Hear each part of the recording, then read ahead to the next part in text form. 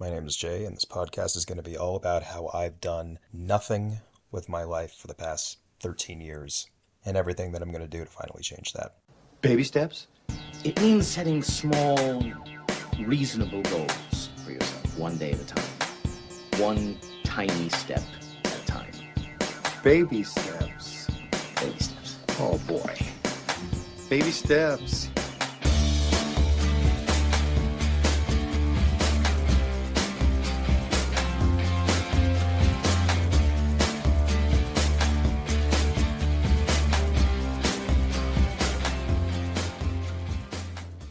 "13 years ago, I dropped out of college after only being there for about 3 months or so. Dropped out because I had just really bad social anxiety. I still do.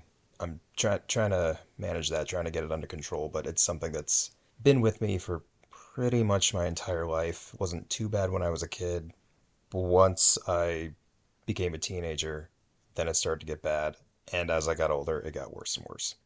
About like a month and a half after graduating high school, I went right into college for film studies.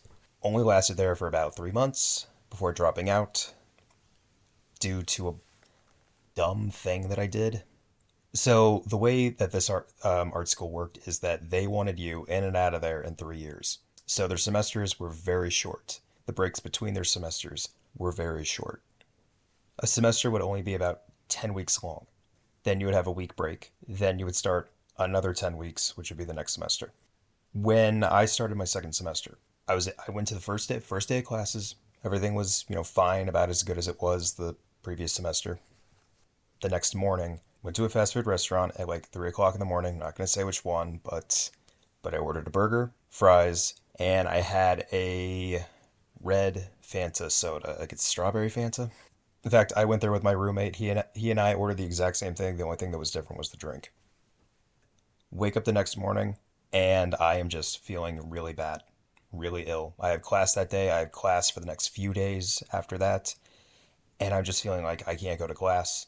My roommate, totally fine. Me, throwing up every so often, feeling really drained. Even though I was only throwing up that first day, next day after that, I still felt too weak to go to class. I had about 3 consecutive days of classes after that first one that I took. So right there, I was missing 2 days. And because I'd already missed 2 days, the next day, even though I still wasn't feeling that great, I probably could have gone to class. But I didn't feel like it. I just didn't want to. And I missed almost an entire week of that first new semester of classes because I got food poisoning. Next week comes around and I still don't feel like going to any of these classes. I think I ended up going to 2 classes. One class, I think I stuck through it all the way to the end. I was there for like the few hours that I needed to be. I think classes were like anywhere between like 2 to 4 hours. But the other class is one that I really wanted to go to because it was a part of my film studies. I showed up, I sat down in a chair. Before the teacher showed up, it was like 5 minutes before class was starting. I looked around the room and saw that every single person in there, except for me, was buddied up with somebody, was talking with somebody. They had friends, they had their groups, I didn't have anybody. And I just felt like I didn't belong there. And that was the last time I ever went to any of my classes. Another week or two goes by, and I start getting calls from the school asking me why I'm not showing up to classes and if there's anything they can do to help me out. I ignore all of these calls. Another week, I think, or two goes by. My dad has a birthday. I don't tell him anything. I don't tell my mom anything. I don't tell anyone anything. In fact, it's not until a little bit after my dad's birthday, a few days after my dad's birthday, where I get a call from them. They're asking me how school's going. They're asking me how everything's going. And I'm just kind of in this sort of half awake, half asleep kind of mood where I'm honest to them without saying much, where I'm just like, I don't know. I don't know how school's going. I'm not going to class. I say something like that. Eventually, I get to the point where I do just drop out of college altogether. And while this is something that in the moment I thought, you know what, I'll find something else, not a day goes by where I don't look back at that day and just think to myself, why did I give up so easily? Why didn't I ask for help when I needed it? Well, it's been over 13 years since I dropped out of college, and the main reason that I did it was just because I've always had really bad social anxiety. And being in a situation like that, where I had missed a week of school and felt out of place and felt alone, and in that moment when I knew that I was never going back to any classes, it really kind of set in for me. I don't know what I'm going to do with myself. For 10 years after dropping out of that art school, I didn't do anything. Like, no attempts to do anything that an adult would do. Never had a job. I stopped driving. Anytime I'd be behind the wheel of a car, I would just lock up. My mind would go blank. It would be like what I feel with my social anxiety, but so much worse. I moved back into my parents' place, and I would just watch YouTube videos all day. That's it. Sometimes I play video games, but for the most part, I was just wasting a lot of time on my laptop. If not watching YouTube videos, then just trying to find something to do to pass the time. This is what I would do for 10 years. I lost touch with all of my friends in this amount of time. Even the ones I was like really, really close with didn't talk to me anymore. And I just remained stuck, making no attempt to change what was going on. And I've learned over the years that the reason it's not just because of my anxiety. It's also because I got too comfortable living a life without responsibility. I may not have been happy, but I was comfortable. However, that was those first 10 years after dropping out of college. The past 3 years, a little bit different. And I'll just kind of rip the band-aid off right now. 3 years ago, my dad passed away. And I could do a whole episode about that, but I'll just kind of keep it simple and say that my dad was very sick for a week. Then he was taken to the hospital. And it seemed like the first night that he spent at that hospital, he was getting better. He was starting to be like his old self again. That changed by the next morning.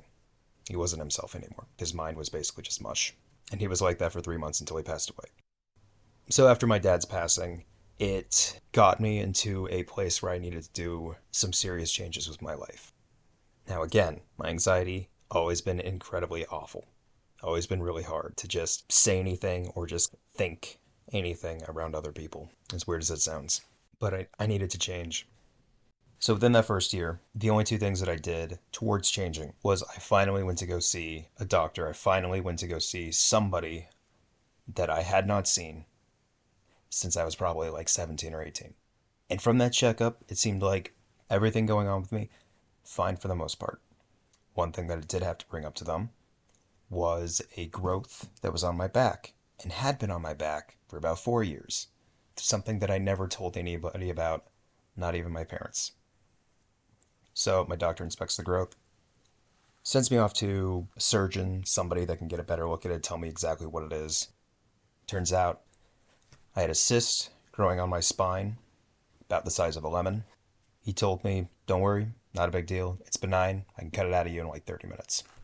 Which was a relief because it started off very small years prior and just kept getting bigger and bigger and bigger. I didn't know what it was. It gave me a lot of back pain.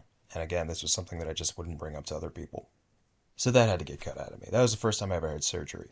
Apart from like wisdom teeth. That's like the first like major surgery that I ever had. And I was extremely worried because I didn't know what it was going to do to me. I was worried about just speaking up, taking those steps to get the surgery. Wouldn't be until following year, see my doctor again for the annual checkup. I finally bring it up to her just how bad my anxiety is and how I need something that's going to fix it or something that's going to make it less bad. Get a medication to start off with. It's not great, but it's a starting point, and I'm already starting to feel a little bit better. I'm already starting to feel great that I am taking steps to getting my life together. Now, this next year is pretty much just trying out different medications. Next year and a half, actually. Trying to find something that works. Sticking with whatever dosage that my primary is allowed to prescribe me. And it wasn't good enough.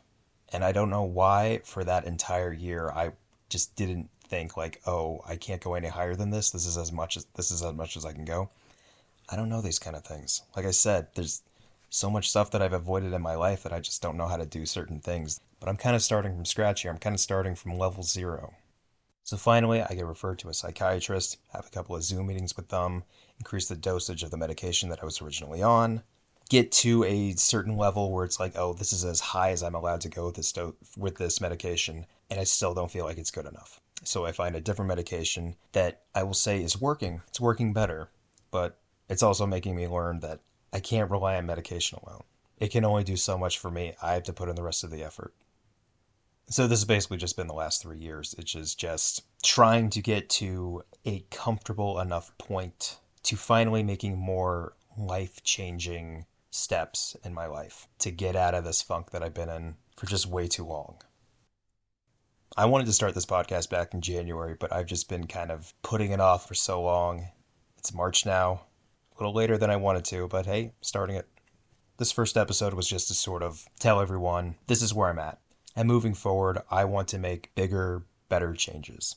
Now, there are a couple of goals that I have that I want to hit by the end of the year. And maybe that's what this podcast will be. It'll just be a year-long thing. And once I complete all those goals, it's not even a thing of wanting to hit them. I need to hit them. I need to hit these goals. Like, it's long overdue. And I can just kind of list them off real quickly. Number 1, be more social. That's going to be a tough one. That's going to be really tough. I've reconnected with an old friend in the past few years. I'm trying to make more friends right now. It's tough, but I'm doing what I can. That's kind of what I'm starting with right now, because I feel like if I expand that social circle, it's going to make it easier for me to kind of hit the other goals. It's going to put me in a better mood. It's going to make me feel more positive. It's going to make it a little bit easier to hit those other goals, I think. Other things that I need to work on. I need to start driving again. Couldn't tell you the last time I was behind the wheel of a car. It was many, many years ago. And I think the last time I drove a car, I only drove for like 5 minutes from like a gas station back to my house. So driving's something that I need to start to do again. Finding a job. Never had one. Don't know what I could find that I would be comfortable with, that I have any sort of qualifications for, that I would be satisfied with. Doesn't have to be a fancy job. It has to be a job that makes me go, okay, I feel good about this. Getting a place of my own, that's another thing I want to do. I've been living with my mom for way too long. I need to get out of here. This is not healthy for me. Those are the main goals. Be more social. Start driving again. Get a job. Get a place of my own. And I think that's the order that I'm probably going to tackle everything as well. That might not be the right order. It just makes the most sense to me. Back in January, the first big step that I took was getting a life coach, which I wasn't 100% crazy about, but I figured I'm having a hard time finding a starting point. Maybe someone else can help me out. And that's basically what I've been doing with my life coach, is just finding that starting point, but also finding different ways I can achieve my goals one little step at a time. And that's been going really well. You know, sometimes with the life coach, I'm like, oh, I don't know if this is really working for me. And other times I'm like, no, you know what? Since seeing this life coach, I've been doing a lot of things that I've never done before seeing them. So it has been helping me. As far as future episodes go, things that I want to talk about is just my journey, the steps I'm taking, all the things that I need to learn in order to be responsible for things that, most people my age, they've been doing for years. And I'm just starting late. And I'll just be talking about whatever's on my mind and just things that I'm doing to kind of improve my life. I don't think it's going to be a fast process. I think it's going to be a very slow climb, but this is what I have in mind.